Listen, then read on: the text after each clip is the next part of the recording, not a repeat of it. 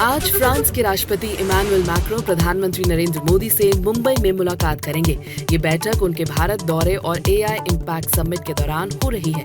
इस मुलाकात को भारत फ्रांस रिश्तों के लिए बेहद अहम माना जा रहा है।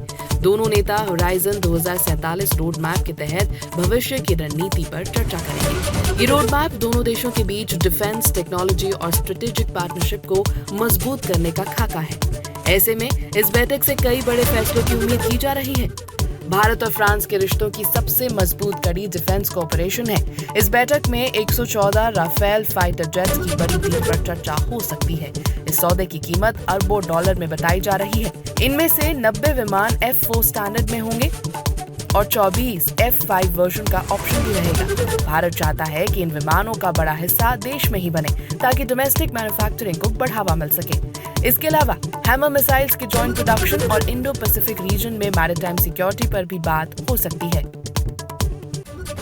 दोनों नेता India France year of innovation 2026 की शुरुआत करेंगे। इसमें एआई, डीप टेक और स्टार्टअप्स पर खास जोर रहेगा। एआई इम्पैक्ट समिट में फ्रांस का सबसे बड़ा पवेलियन होगा जो इस साझेदारी को दिखाता है। दोनों देश कल्चरली सेंसिटिव एआई और डिजिटल इकोसिस्टम बनाने पर काम करेंगे। इस दौरान डिजिटल इंफ्रास्ट्रक्चर, रिसर्च और एजुकेशन से जुड़े कई MOUs पर भी हस्ताक्षर हो सकते हैं।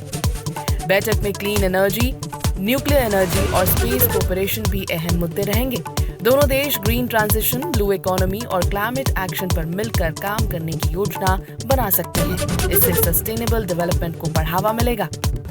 होराइजन 2047 के तहत प्लैनेट और पीपल पिलर पर भी खास ध्यान दिया जाएगा। भारत और फ्रांस के बीच ट्रेड और इन्वेस्टमेंट बढ़ाने पर भी बातचीत होगी। फ्रांस भारत से पहले ही बड़ा निवेशक है। इसके साथ ही इंडो पैसिफिक स्टेबिलिटी, टेररिज्म से लड़ाई और मल्टीलेटरल प्लेटफॉर्म्स पर सहयोग पर भी चर्चा होगी। बैठक के बाद बिजनेस फोरम और इनोवेशन कार्यक्रम भी होंगे जिससे पीपल टू पीपल रिलेशंस मजबूत होंगे। ये बैठक भारत फ्रांस स्ट्रेटेजिक पार्टनरशिप के 25 साल पूरे होने के मौके पर हो रही है। दोनों देश इसे अगले स्तर पर ले जाने की तैयारी में हैं। होराइजन 2047 के जरिए इस रिश्ते को भारत की आजादी के 100 साल तक मजबूत बनाने का लक्ष्य है। इस मुलाकात के बाद कई नए समझौते, जॉइंट स्टेटमेंट्स और कल्चरल प्रोग्राम्स की घोषणा हो सकती है। कुल मिलाकर आज की मोदी मैक्रो मुलाकात डिफेंस, एआई, एनर्जी और ग्लोबल पॉलिटिक्स के लिहाज से बेहद अहम मानी जा रही है। इसके नतीजे आने वाले वर्षों में भारत फ्रांस रिश्तों की दिशा तय करेंगे।